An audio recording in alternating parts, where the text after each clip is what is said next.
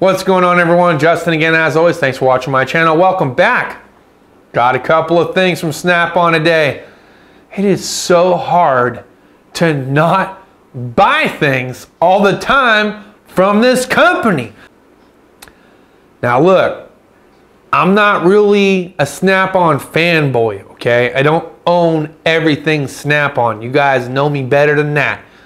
I own a large, broad range of tools. Anything from Harbor Freight to include Pittsburgh and Icon, Gear Wrench, Knipex, GP, VIM, Craftsman, Husky, Cobalt, Matco, Cornwell, Tecton. I know no bounds when it comes to collecting tools of sorts. I am interested in learning about what the best product is on the market. Now, we've had our fair share of trials and tribulations when it came to tools on this channel. Some exceeded our expectations. Others did not. When it came to today's purchase, there was two things that I had in mind. One, pay my bill. Two, get off the truck. But look, no, on a serious note, I was working on a clutch job on a Ford F-150. And the customer had welded or had somebody weld the exhaust complete all the way back. So the only way to fully remove the transmission without tipping it into space and then dipping it down was to cut the exhaust. Since this was not a good option, we had thought we'll just pull the pilot bearing off using a special tool.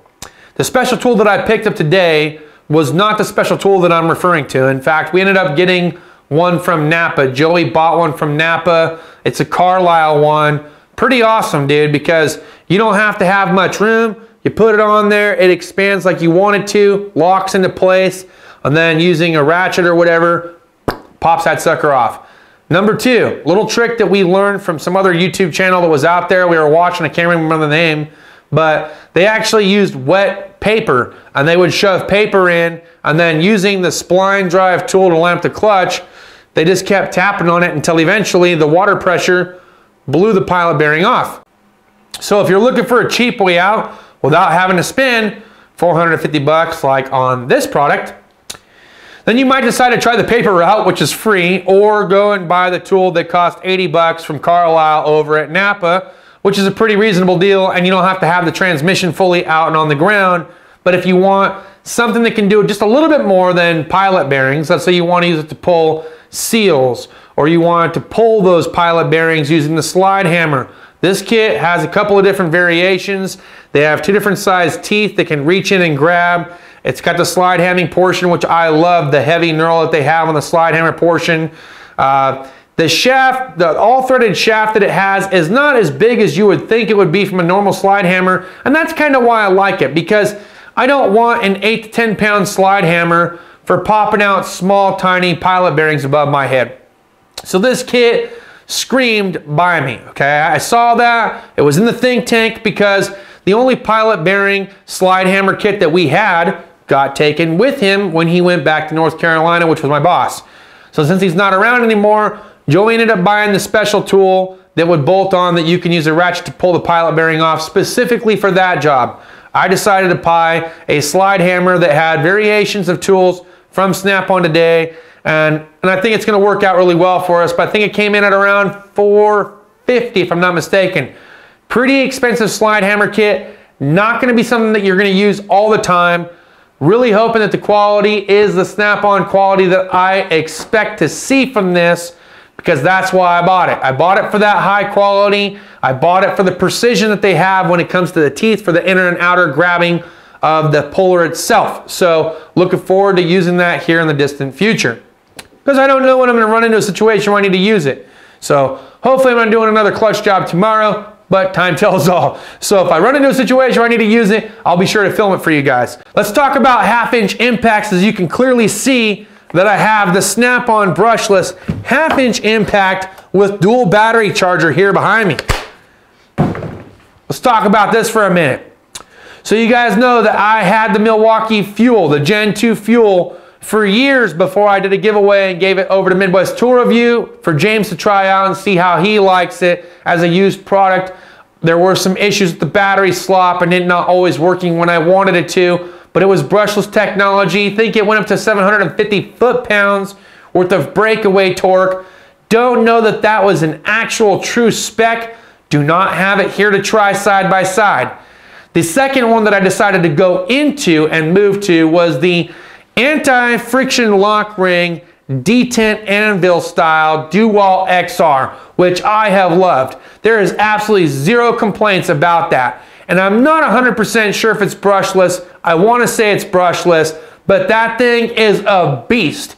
Also supposed to produce about 750 foot-pounds worth of breakaway torque. We did put the Milwaukee to the DeWalt side by side. So suffice it to say, I think that whatever the DeWalt could do, the Milwaukee can do. Whatever the Milwaukee can't do, the DeWalt cannot do. So I'm looking forward to trying out the 1/2-inch snap-on brushless, this is new technology, brushless 1/2-inch impact. I can tell you some features about this thing. One, they do have a battery life indicator or fuel indicator here towards the front. You push a little button, it shows you how well charged it is or is not. Two, they do have 3 adjustable settings, same as the Milwaukee, same as the DeWalt. I can tell you I like the placement of it. They put it towards the back so there's no accidental bumping of the pinky finger, and you don't have to forcibly try to shove a lever over like you do on the DeWalt, which is also on the front. They put it here towards the back. And you're not going to touch that with the back of your wrist. I can assure you your wrist is not going to line up with the button. Two, another thing that I noticed with this, a little bit heavier. Heavier than the DeWalt, heavier than the Milwaukee. Three, the battery. There's no slop here. When we first bought the DeWalt, it had a little tiny play. When we first bought the Milwaukee, it had a little tiny play which turned into excessive play. And in 1 year's time frame, the DeWalt has not changed as far as battery slop and play is concerned, which is why I probably haven't had any problems yet. Time tells all. I would be curious to put this against the DeWalt because I believe the outcome would be the same as the Milwaukee. One of the things that I want to note here though is their push and lock slide system seems to be more embedded. And though I didn't show it here in a video clip, I'm going to bring it up close. There is an additional hump here that locks into place outside of the mechanism that releases the actual battery, so it's almost a dual lock. Maybe they realized that there were issues with other known name brands when it came to battery slop, and they wanted to fix that before they produced this bad boy. But that's lock and rock solid. Still has the friction ring. I know there's going to be situations that I'm going to end up using chrome when I shouldn't on this. But I am curious to see how it performs overall.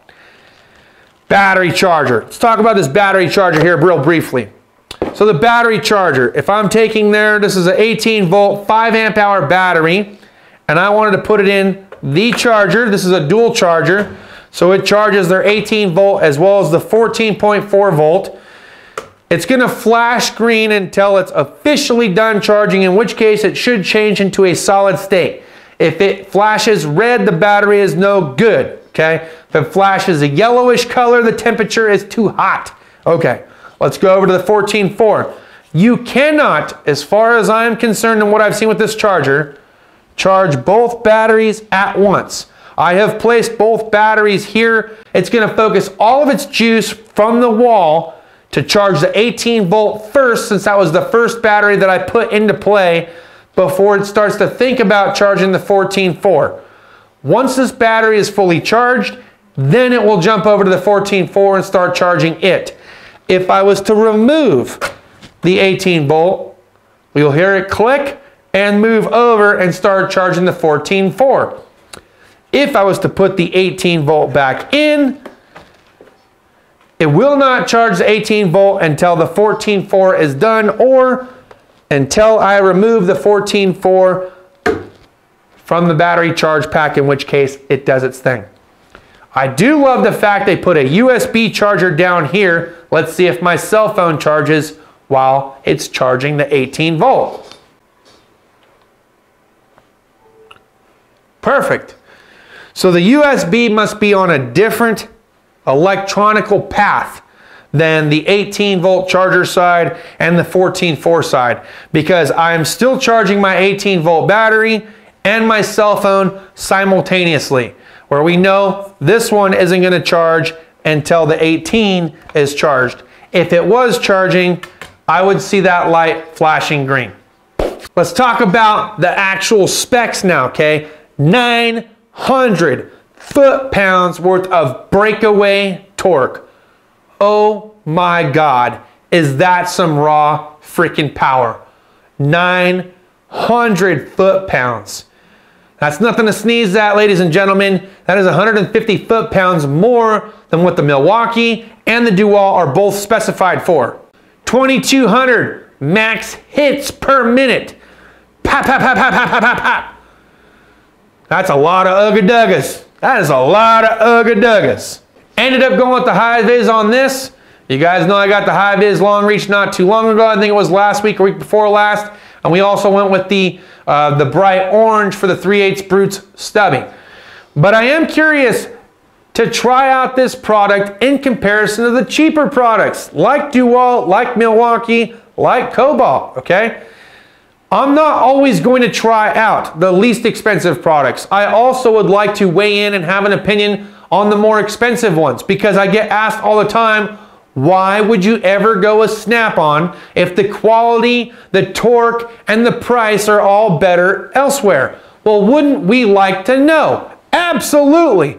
I know I would like to know, and I'm willing to spend my own dollars to figure it out, okay? I think we've gone through a lot of inexpensive products. I think we've covered a lot of the torque specs they had. I think we've pretty much tried out all the best of the best as far as the mid-range cordless options out there, for the exception of the Cobalt. Cobalt would be next on the list. But I think at the price range that it is, if I'm assuming ahead of time, I would assume the same outcome from the Cobalt cordless 1/2 inch as I would the Milwaukee Fuel, as I would the DeWalt. So I'm looking for something that's even better, but the price follows the product.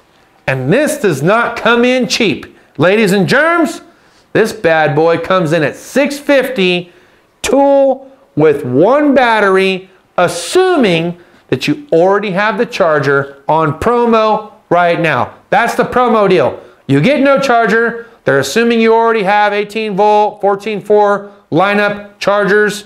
That's why you're getting tool and battery for free.